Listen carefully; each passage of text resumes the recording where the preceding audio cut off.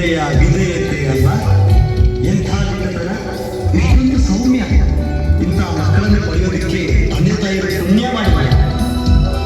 ಅವನು ಕೇಳ್ತಾ ಇದ್ದ ಪ್ರಶ್ನೆಗಳೇ ನಮ್ಗೆ ಅರ್ಥ ಆಗ್ತಾ ಇರಲಿಲ್ಲ. ಅದೆಲ್ಲಿ ಕಲ್ತ್ನೋ? ನನ್ಗನ್ಸುತ್ತೆ ಇವನು ಸಾಧಾರಣವಾದ ಬಾಲಕನಲ್ಲ, ಇವನು ದೇವರ ವಿಶೇಷ ವರ ಪಡೆದು ಹುಟ್ಟಿದ